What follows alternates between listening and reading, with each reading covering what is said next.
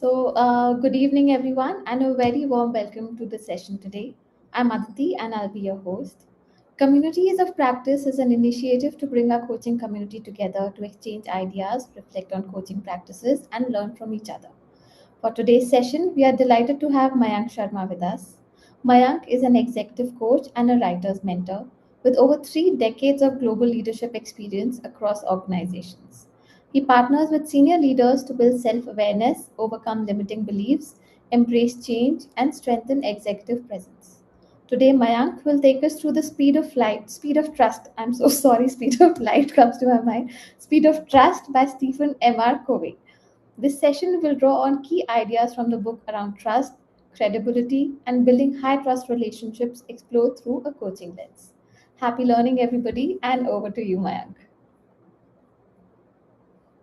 Oh, thank you very much, Aditi, for the introduction, and welcome everyone. Very good evening, good morning, wherever you are located, whichever time zone you're based in right now. Okay, let me just share my slides.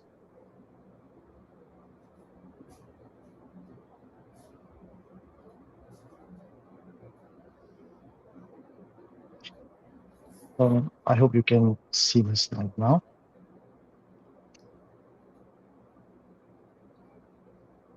We can. Okay, thank you. All right, brief introduction about myself. My name is Mayank Sharma. I'm a leadership coach, author, writer, writer by passion. I spent 3 decades uh, IT industry in the corporate world before I took plunge into the world of coaching and started following my passion of coaching.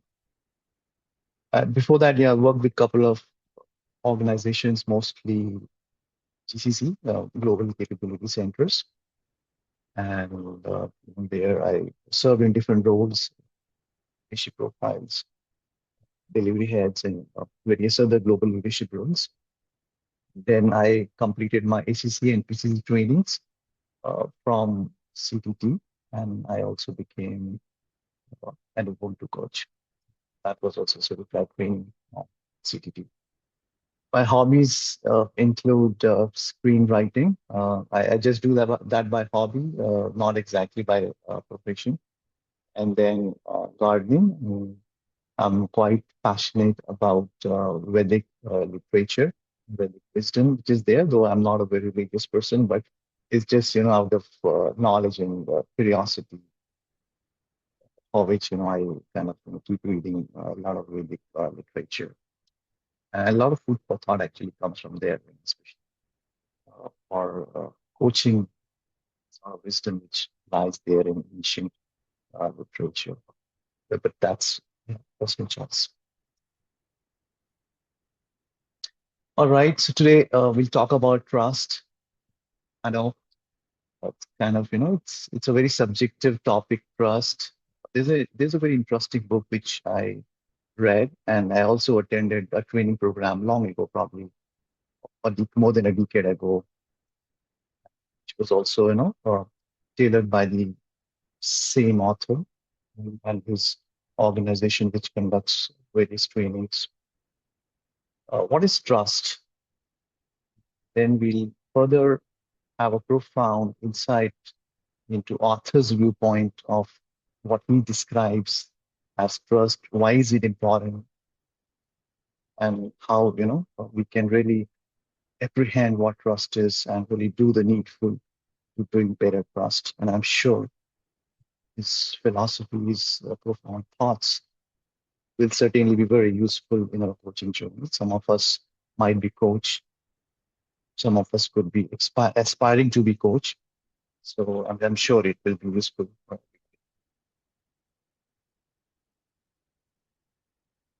All right. Uh, you know, uh, 2 months ago, I relocated back to my hometown. And here, my mother was alone. It's 90 plus.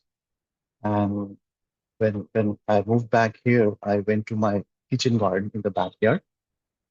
And saw a small kitten, a very small kitten there. And the moment this kitten saw me, she limped toward me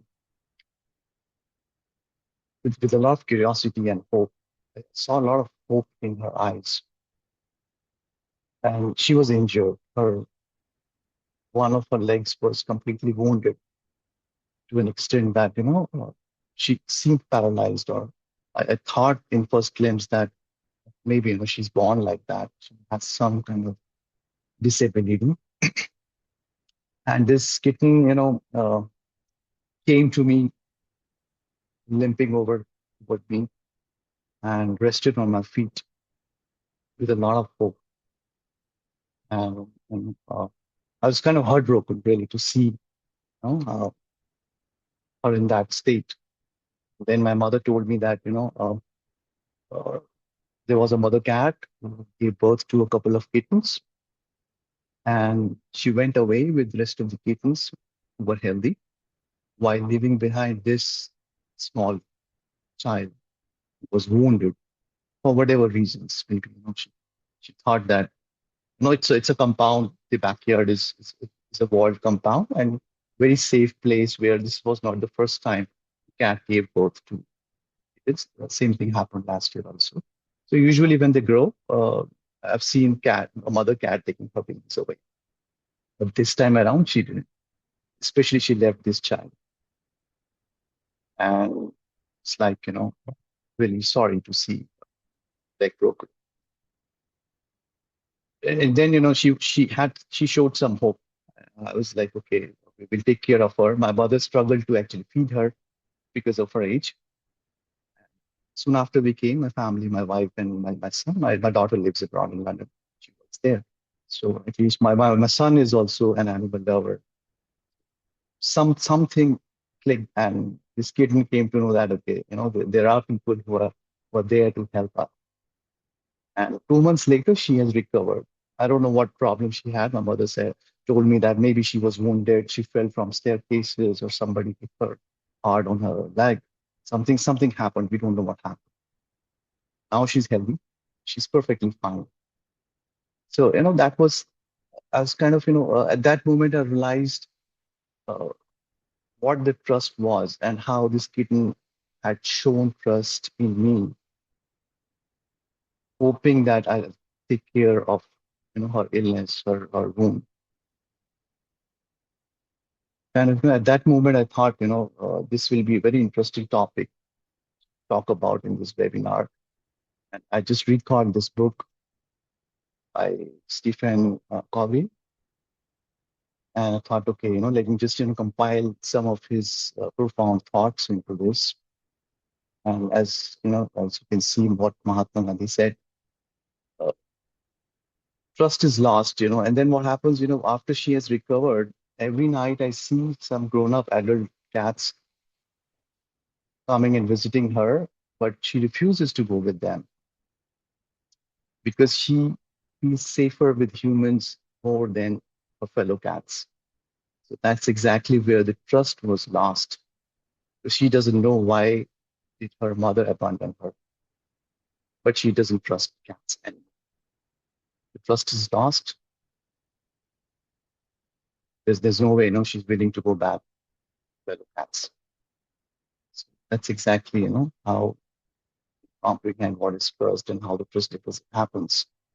Same thing also applies to various coaching sessions when we interact with our clients. No matter, this example is about animals. Uh, and the book which Stephen has written is about organizational trust. But trust applies to all walks of life.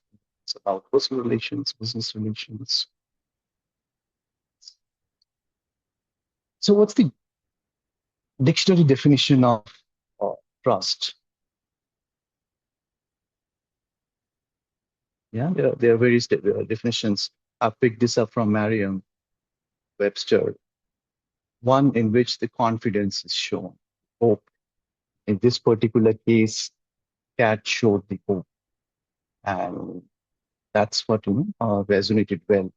And then comes the noun and the verb, both Both may have the same meaning, but again, how we act upon each may vary. And this is what, writer has beautifully explained in his book.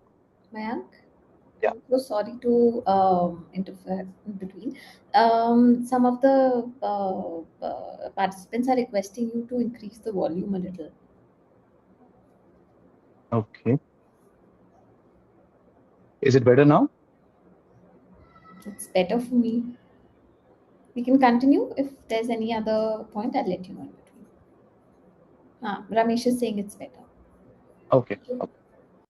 I've increased the volume now.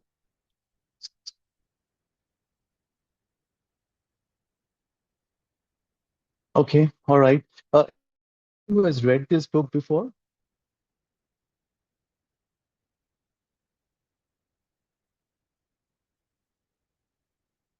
Okay. All right. Anita Thank has read this book, I think. She's saying Okay, I that can't. she gave it a All try. right, I can see all participants because on this slideshow. So thank you, Aditi, for letting me know. And in case there's any question, feel free to raise your hand. Can either Aditi can interrupt me, and then I can take the question on the fly, or maybe at the end of the session, we can look at the sessions, look at all the questions, and after the session ends. Okay, so this book is The Speed of Trust by Stephen Covey with Rebecca Marrow.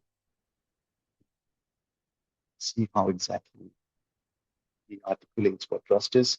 Uh, he has a website here, speedoftrust.com, and there are very interesting videos of him explaining various different concepts of trust that he provides in various trainings and also which is there in his book. So feel free to visit this website. I've also referred to the site and kind of try to summarize the essence of the book as well as various videos he has. Now we saw right trust as verb as noun, right? So what Stephen says is, in initial years of his career, he used to report to a manager whom he didn't trust, and nor did she trust him. And this trust deficit started impacting everything, almost everything. And in the nick of time, he used to wonder why this trust deficit occurs. Then he realized that he was focusing a lot on the feeling of trust as a noun. And that is where the trust was not building, right? So he says that it's the noun, the feeling of trust, and a deliberate attempt to create trust, actually, which becomes trust as a verb. And that is where the trust gets strengthened. And he struggled to initially understand why the trust was lacking because he couldn't manufacture the feeling of trust until he actually started to realize what deliberate and practical process is required to create that trust proactively. And of course, needless to say, begins. Now, there's a very beautiful analogy of a drop of water falling in a pond, where it says, you know, where self-trust is actually credibility, starts from the center where the drop falls, and then with the wave, there are different levels of trust which ripples out and affect all kind of trust at different levels, like self-trust, and that cascades further to relationship trust, then at higher level organizational trust, market trust, and then societal trust. These are like five different waves of trust. Now, if a gap occurs, for instance, say self-trust, there's a credibility gap. It will always lead to gaps in others. As the waves ripple out, trust gaps become cumulative and exponential.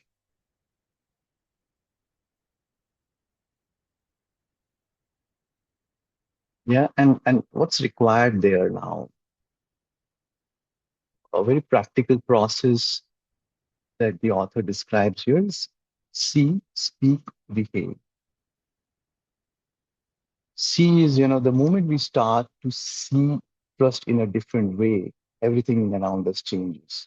I saw some examples where, and then, the author gave an example of his first reporting manager and how he was not able to trust her and she was not able to trust him. So the moment we start to see trust in a different way, everything changes.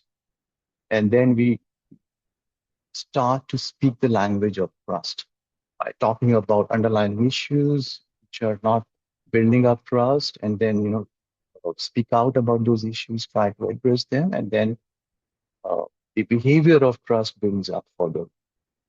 And these are all interdependent dimensions. He beautifully explains a smart trust matrix where we have blind trust, then smart trust, no trust, distrust. Then these are different four blocks of trust, how the deliberate process helps us to overcome barriers and then build a better trust. And ICF competency also talks about behavior of trust and safety, and also just to inculcate that behavior. And this is where I found some alignment between ICF competencies and how this will apply to coaching, which we'll see further the next slides. And then there are four core values: credibility. Here, the author describes about a tree, the analogy of a tree, where the integrity is actually the roots of tree, and then the intent is actually the stem of tree, and capability is branches. Results are the fruits of the tree bears. Integrity is, being open-minded, committed, humility. I'm sure uh, many of us as coaches are aware of that. And then intent, the best interest of others, working in the interest of others. Then different capabilities, attitude, skill, knowledge, talents. Uh, Result, again, as coaches, if assuming that most of us are coaches here, accountability lies with client. So seeing from coach's perspective, what it means is doing right things, avoiding excess, and nurturing dividends. We'll see what Reiter talks about trust, excess, and dividends. That's also the interesting part, though it is more from business world, but it relates very well to coaching as well.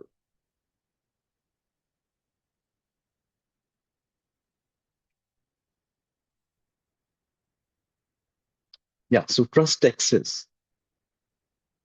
Whenever the text,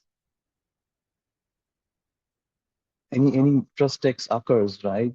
There the speed of execution slows down, cost goes high, and trust falls down. And we all end up paying the taxes of trust, especially speaking in organizational context like this.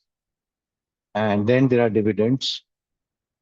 If trust improves, then speed also goes up and cost comes down. So these are different levels of trust, taxes, and dividends explained in the book.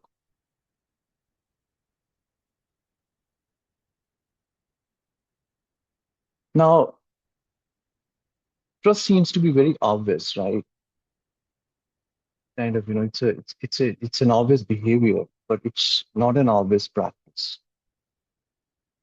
That's exactly, what the book focuses on, how we can adopt practical practice into our day-to-day behavior. And these are examples of some organizational low trust practices, and bureaucracy, manipulation, high turnover. And then on the other side, we have dividends also. If we overcome uh, low trust with regard to dysfunctional teams, then definitely it increases value. And that is when we get dividend. Uh, of course, in every organization will hope to have balance sheets like thing where you can have profit and loss in your P&L statement. Likewise, there was some kind of a report which could actually give you measurable trust taxes and dividends. Yeah, I mean, there are some very useful tools and techniques as per the author. You can go to Speed of Trust site. There you will find those tools. Even after this session, if you need any help, I can also share with you my experience of attending such workshops where trust was made measurable. And you can also find some published reports and research reports on how the trust of various organizations was considered while this book was written. And there are some also very good metrics shown there about trust index, how it was measured and how it was published as a result, affecting various aspects of the organizations. Now, if anybody would like to volunteer, which ICF competency talks about trust? Someone would like to volunteer and spend a few minutes explaining that.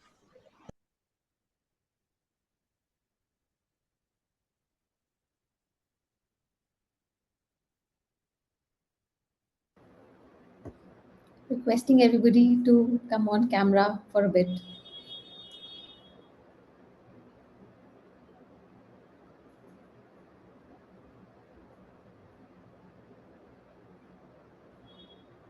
So we have in the comments, we have Rajashri Chakravarti who's saying competency for trust and safety. Exactly.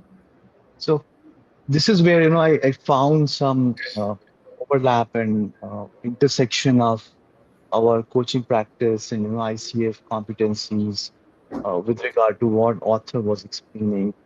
Although trust remains the same, right?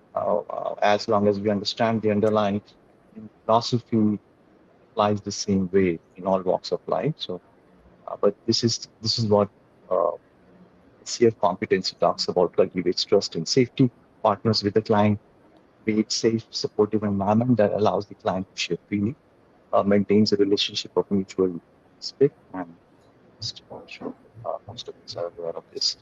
Just for the sake of information for those who have not seen this. Now, there are 13 high trust behaviors which author has described in this book, and these behaviors uh, uh, are very important to create high trust environment and do away with any trust deficit. First one is talk straight. Of course, talking straight, the opposite of talking straight will be lying, right? But now what affects high trust is actually, the counterfeit behaviors, which are more dangerous. And these counterfeit behaviors are the ones which lead to high trust taxes, where the cost will be high, or from organizational perspective. But I'm sure if one or the other way, it's going to affect every other practice. Now, talking straight, opposite of that is, as I said, lying. But counterfeit behavior would be spinning around the bushes. Now, the risk factor of counterfeit behavior is that they're invisible. You might still get result in the expected manner, but the hidden risks lie there, because the one who was just beating around the bushes might just say that I didn't lie, and it's true that the person didn't lie, but it's more dangerous because there is no black and white, talking straight and lying. But the person hid some information, right? Or maybe was kind of taking somebody for a ride. Uh, that becomes more dangerous. After effect of this counterfeit behavior is more risky for building trust in relationships. Uh, Demonstrate respect. Counterfeit will be picking respect. Create transparency. having a hidden agenda during coaching conversations or pretending to listen. It sometimes happens, like we pretend to listen to our clients, but sometimes, we are also lost or maybe thinking too deep, while, we may not actually be able to listen to their actual words or what they're saying. These things uh, do happen. And then, right wrongs, covering up here, somebody could be just covering up, or, if anything wrong happens, just apologize. That will be the right coach's behavior. Some other examples of uh, some real examples of coaching conversations will be that, talking straight, talk the truth, or show integrity. Demonstrate respect will be show kindness, respect for clients' feelings. These are some examples. Right wrongs, if something goes wrong, just apologize upfront instead of just trying to cover up. Show loyalty will be acknowledged. And there is a competency which talks about acknowledgement. ICF. So this is where, a lot of things actually start to converge here, and trust kind of becomes like, holistically becomes like just one philosophy of how, we can really adopt a practical process with respect to trust. Now, I'll invite some participants to give more examples based on their coaching experience of how these high trust behaviors uh, they might have experienced, or what exactly should be talked about in coaching conversations with regard to these 13 behaviors, and if they have ever experienced of have or witnessed any counterfeit behavior during their coaching sessions. Anybody would like to volunteer?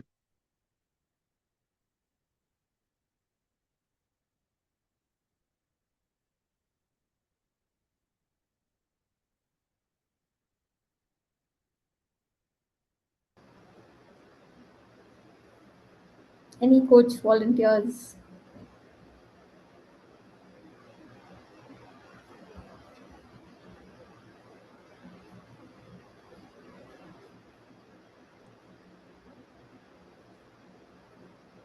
Hi, Mayank. Hi, Aditi. Sorry, I'm not able to switch on my video.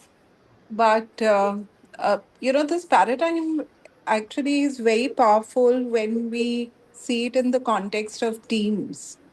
So, when we're looking at a high performing team within an organization, these high trust behaviors play a very critical role in ensuring that there's transparency, there's integrity, and there's complete ownership and accountability at the team level.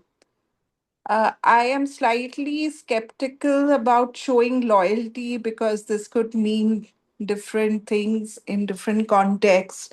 But definitely, talking straight has been a key behavior that I have witnessed. And this also has cultural nuances to it as I reflect on my experience with multicultural global teams. So each of these behaviors, you know, uh, are very powerful in themselves. And if I was to prioritize, I'll definitely pick up the first three, which is talking straight, showing respect, and being transparent on a day to day basis.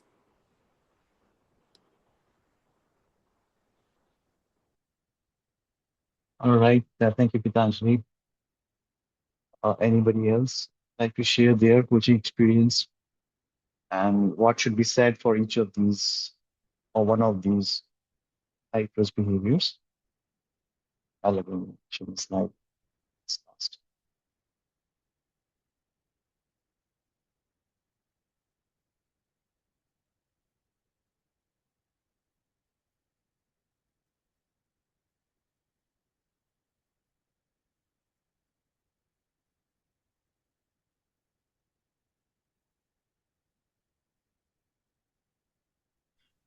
Sundar here. See, am I audible? Yeah, I can hear. Yeah.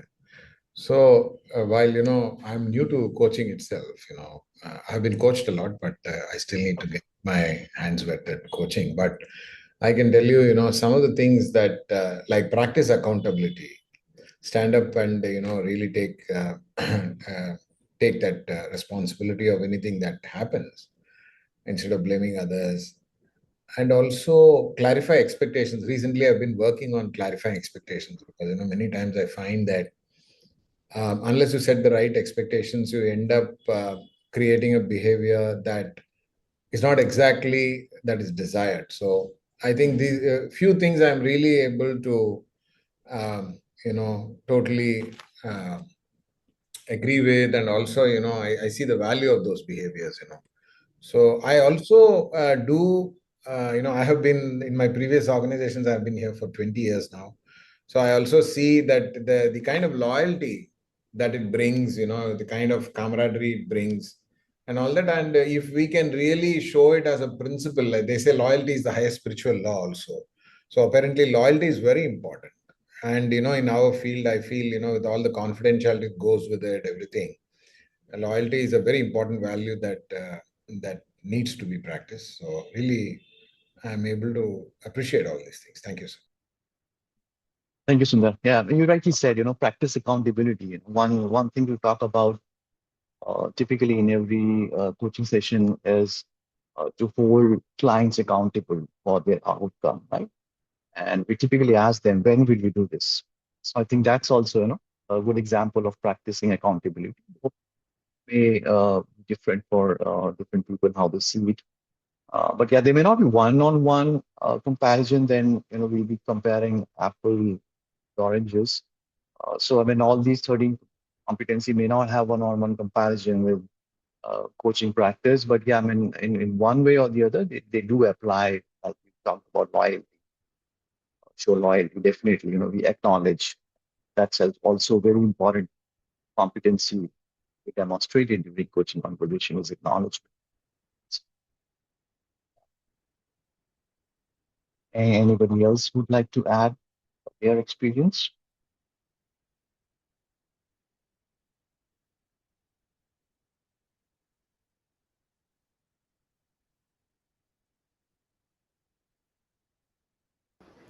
Yes, Sanjeev, who's raised his hand.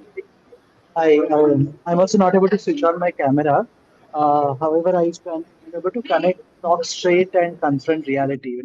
As a coach, sometimes we need to be the mirror, and that is where the real trust comes up. Because when we are able to call and share our observations, and even in terms of body language, in terms of what the words used, rather than beating around the bush, a lot of trust is seen, and that's what helps the client also be able to come up with a real, I would say, insight or a shift in their mindset.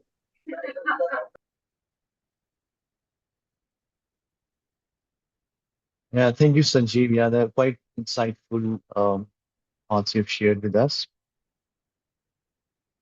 Confront reality.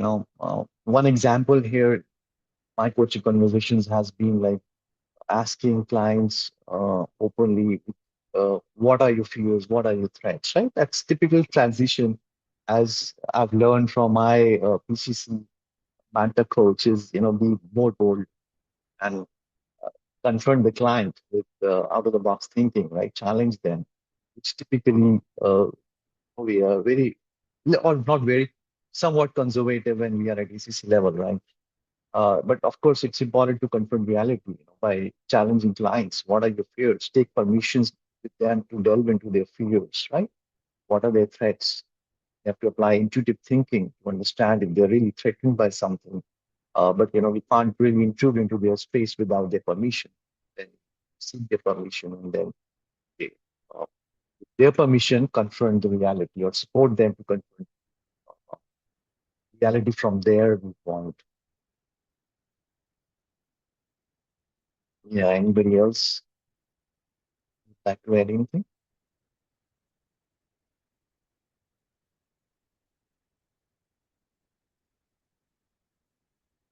Okay, maybe I can just add a few more examples based on my coaching experience. For example, creating transparencies, we try to be genuine, open to client's perspective. then deliver results. Now we have, and of course, it may be seen differently from organizational perspective. While it will mean different in coaching perspective, the coaches are not accountable for the results. The clients are accountable for the results. The way we can again see this high trust behavior is the fact that we can ask clients for what they expect as the outcome of conversation. That's typically we do, right? And supporting them to meet their outcome, right? Completely or partially, or maybe following coaching sessions also applies to same delivering results. Uh, Getting better again, client might give feedback, and whenever client is giving feedback, we have to use that feedback, bootstrap it, learn from it, and thank the clients for the feedback they're sharing. That also creates openness. We talked about confront reality, clarify expectations. I think that's also quite similar to transparency. What is the success measure of the conversation?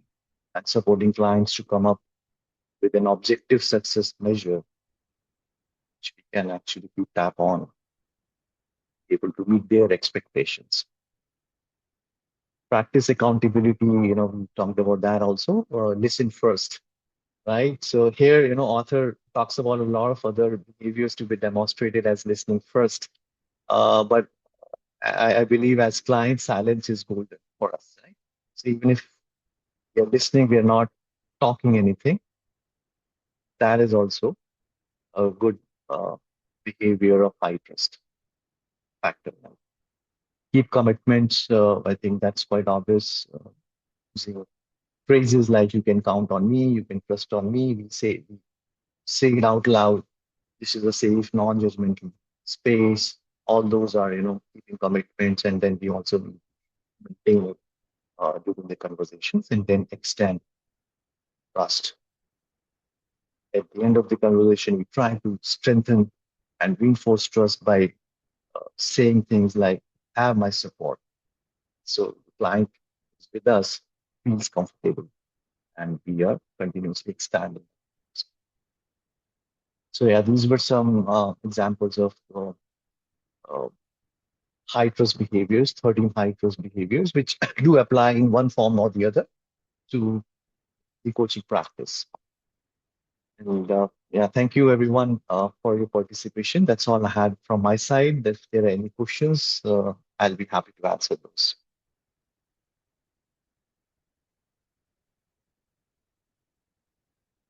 Thank you so much, Mayank. Is there anybody who wants to pitch in or share their insights about? Or we had a participant who has already read this book. I don't know if she's still here. Anita. I think we had one, right? Yes, Anita. Also, we have another comment which says, based on my previous experience as a corporate leader and on my own current experience as an executive coach to corporate leader, I see as top three behaviors: deliver results, clarity expectations, and keep commitment. So,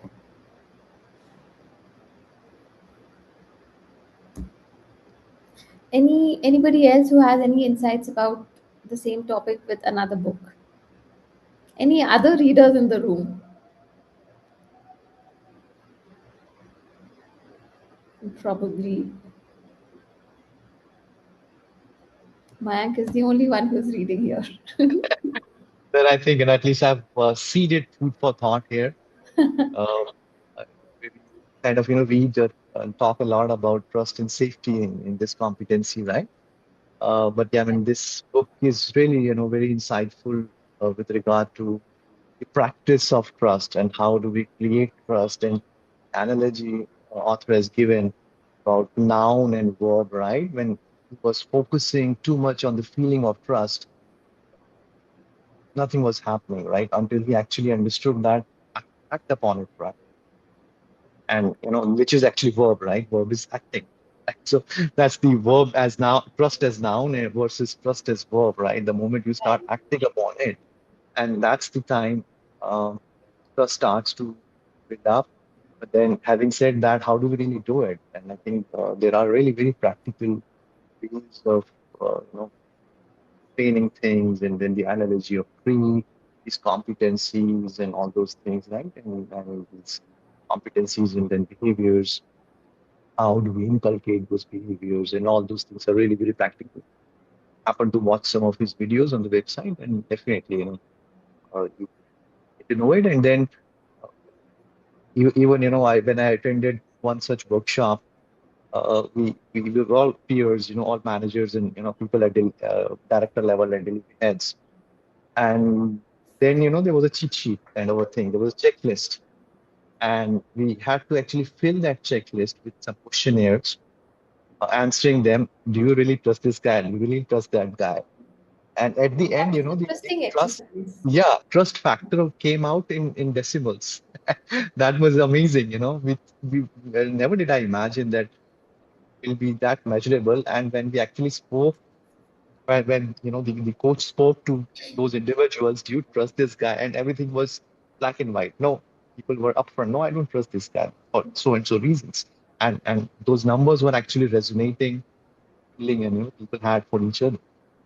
Same way, if you really look at some of the metrics and data published by the author, there, he's given a very good metrics of how Europeans see American companies with regard to trust factor, and how Americans see American companies, like Coca-Cola and all these companies, like. So the trust ratio was very high because Americans typically, when they take pride in their own company, right? So is China. China and Chinese companies will Chinese people will take pride in Chinese companies, right? So trust factor will be high. But same Chinese company, when they come to India, Mm. what would be the trust factor? Yeah. And when you start measuring it, how will it be, right? Yeah. So it is a huge difference. Very interesting. I think I should read about it post the session. I encourage all participants to actually go to their website and look We at have some of those. another we have another comment which says The Thin Book of Trust by Charles Feldman is also a good read. So Gitanjali has proposed this. Have you read that one? No, I haven't read that. So she's saying it's a good read on the same topic. But actually, I read this book, and then probably a decade ago, I also attended a leadership workshop done by Franklin Covey. Okay. They do give a lot of leadership workshops on trust with MNCs in India also. They have offices. That was also very useful, giving some examples of that workshop. Okay. Actually, Ms. Mayank, I just want to add a couple of lighter moments for the discussion on trust. Recently, I was in this big event where there was we were all together as a cohort, the senior management cohort. The coach was telling, where the trust actually operates really 100%. We don't want to discuss about those examples, but one is the entire chitty business that goes on in India. Give a chitty Yeah, 6 crores of cash, and the other is a supari. He says such dangerous things have absolutely no written contract, no big, kind of, people getting together trying to really work things out, but a kind of trust that operates purely based on my word and trust.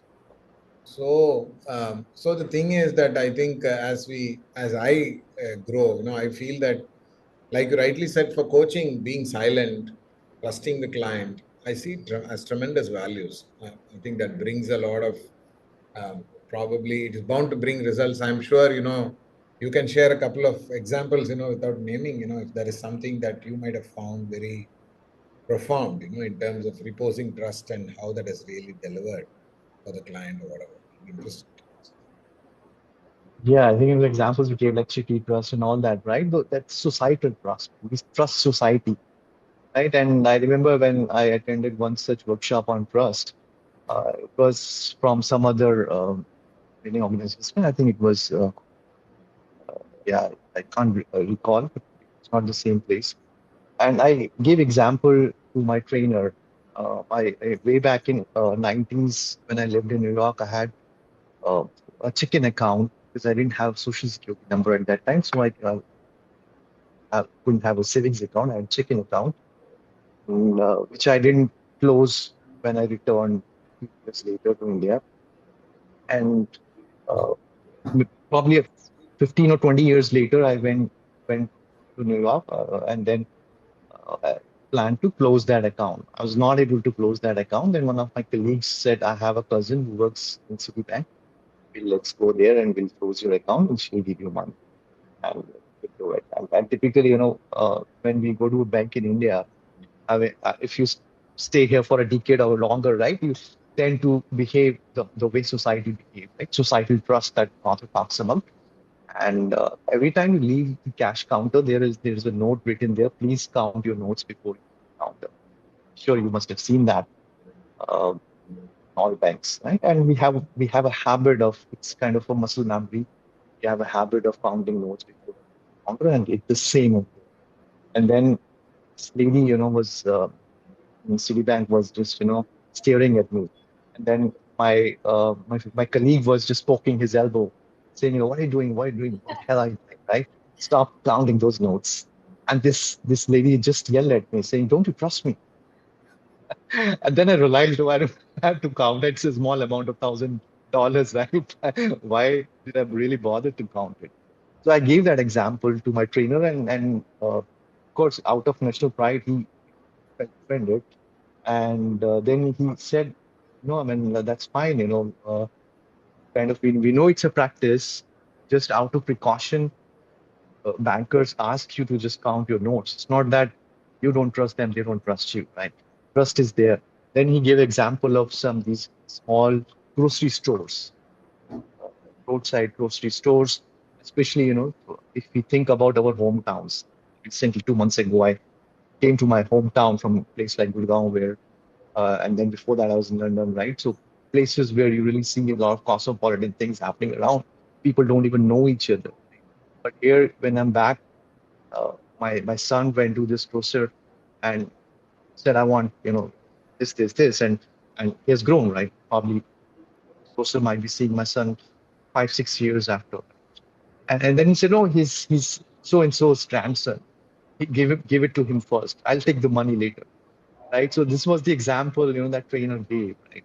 When we go to grocers, especially in our hometowns, who have known us and our families over generations, and they give us things without even taking money. They say, okay, I'll write in the register, pay it to me later.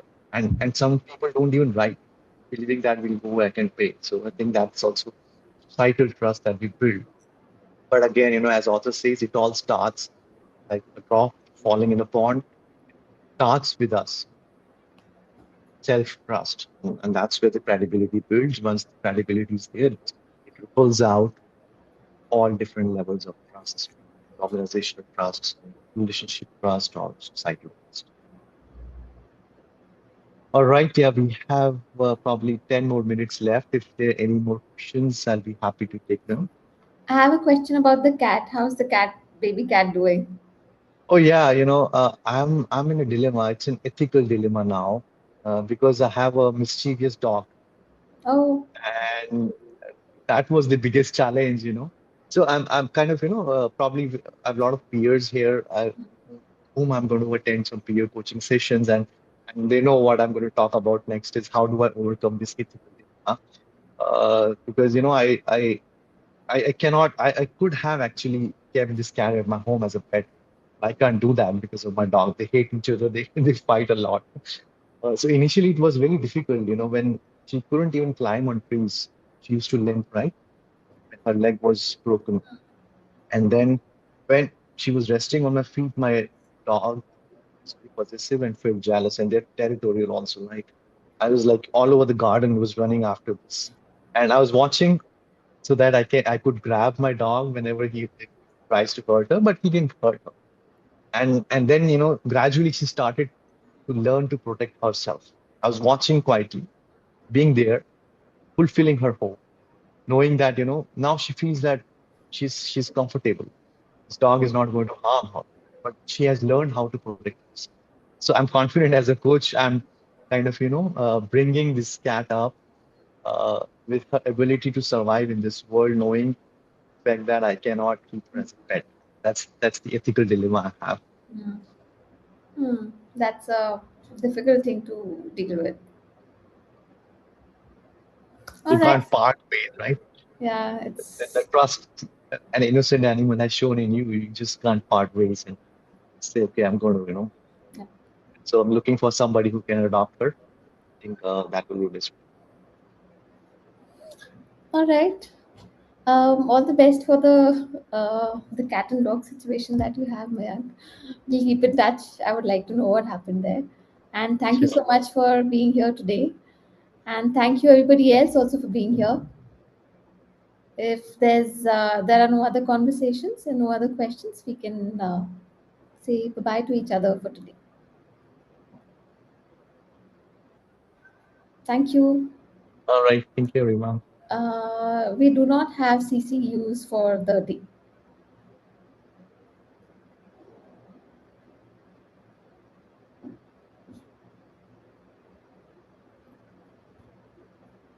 Thank you, everybody. Thank you for being here. Thank you. Bye.